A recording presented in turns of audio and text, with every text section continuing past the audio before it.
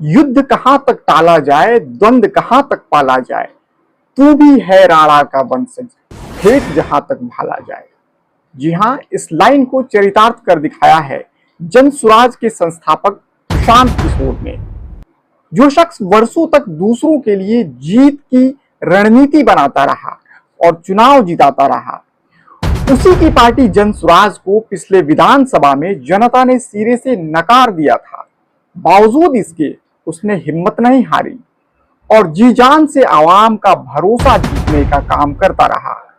आज वही शख्स पहली बार खुद चुनाव लड़कर जीत गया, और वो भी बीजेपी के सबसे मजबूत गढ़ माने जाने वाले बांकीपुर में। वही बांकीपुर जो 30 वर्षों से बीजेपी का अभेद किला बना हुआ था। प्रशांत किशोर को इस उपचुनाव में मिली प्रचंड जीत को बिहार की राजनीति में एक नए दौर की शुरुआत माना जा रहा है। आदाब, आप देख रहे हैं बोलाकी और मैं हूं आपके साथ मोहम्मद सादिक हुसैन। आज बात उस नतीजे की जिसने बिहार की राजनीति में हलचल मचा दी है। जनसुराज के संस्थापक प्रशांत किशोर ने बांकीपुर विधानसभा उपचुनाव में जीत दर्ज कर ली है। चुनाव आयोग के घोषित परिणामों के अनुसार उन्होंने बीजेपी के नीरज कुमार को बड़े अंतर से हराया है। यह जीत इसलिए भी खास है क्योंकि बांकीपुर को लंबे समय से बीजेपी का मजबूत किला माना जा रहा है। ऐसे में पहली बार चुनाव लड़ रहे प्रशांत किशोर का यहां जीतना सिर्फ एक सीट जीतना नहीं, बल्कि एक बड़ा राजनीतिक संदेश माना जा रहा है।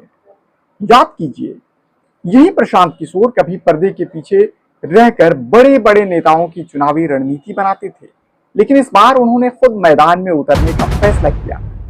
कई लोगों ने कहा कि यह तो फैसला जोखिम भरा हो सकता है, लेकिन जनता ने उनके पक्ष में मतदान कर उस धारणा को बदल दिया। अब सबसे बड़ा सवाल यह है कि इस जीत का असर क्या होगा।